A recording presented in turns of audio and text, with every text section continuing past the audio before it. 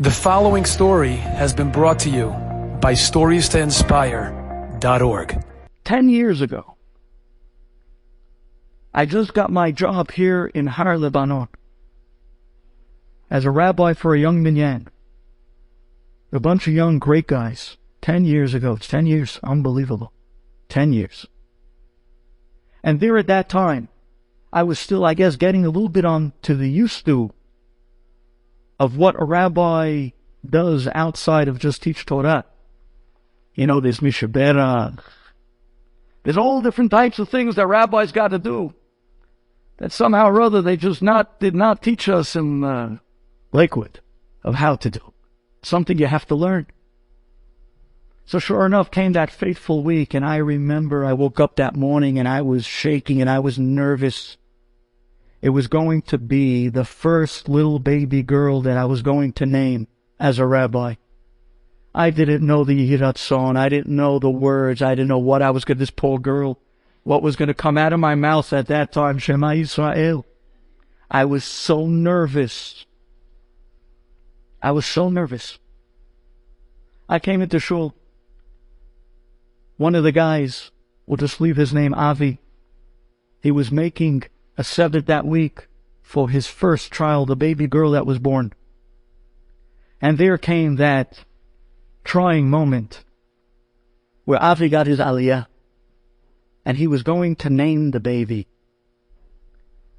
Oh, I had that siddur open to the spot from before Hashem Melech. I was nervous. They heard my knees in the back, the ladies section, knocking. I just didn't want to mess this one up. It was the first time. It was the first baby. So there, Avi finishes his beracha, and I open the siddur. And I try to look like I know what I was doing. Look all official. I even gave the tune to the L'Shem Yichud, to the words. Said the words out loud, and there came that moment of truth. And I turned to the father, Avi, and I said, V'yikareh Shema b'Yisrael. B'Yisrael.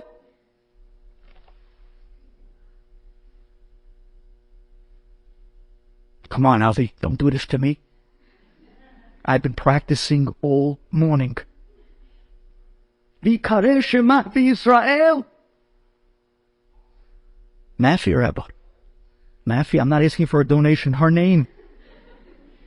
V'yikareh Shema b'Yisrael. Mafi? You want to name her Mafi? No, I don't know. Nothing. You want blank. Blank. Sure enough, a booming voice comes from the other side of the ladies section.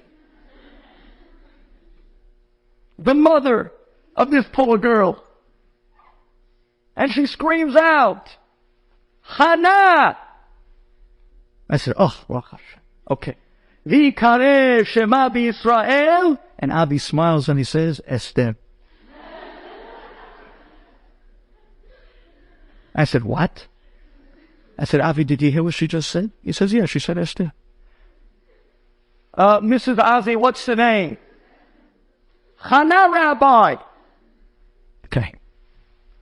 This one's going to go down in history. V'yikareh Shema b'Yisrael. Avi smiles and says, Esther. I said, oh, Lee, I'm happy I'm not eating over lunch by these people's house today.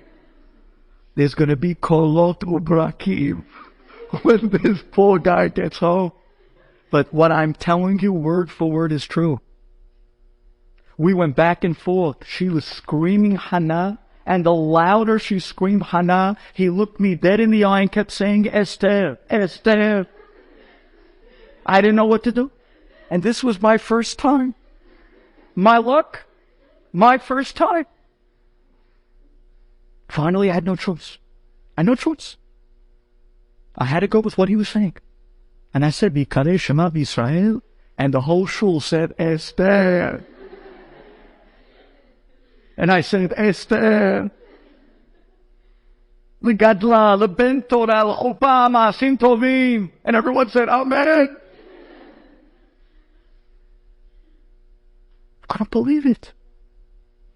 And after shul, I came up to Avi and I said, I don't understand. Did you hear? Everyone heard his wife.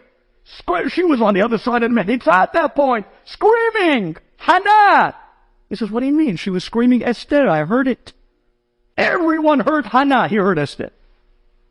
And he said Esther. And that was it. Unbelievable. The words came out. He had no clue. He had no clue.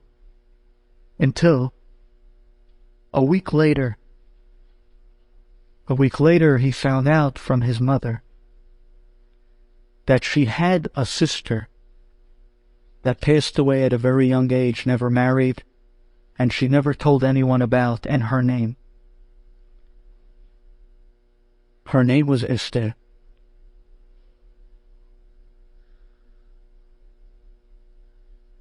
Do you think those words were his words? You think that was him talking up? That wasn't him talking. V'yikareh Shema b'Yisrael Esther. That was Shammai calling, talking.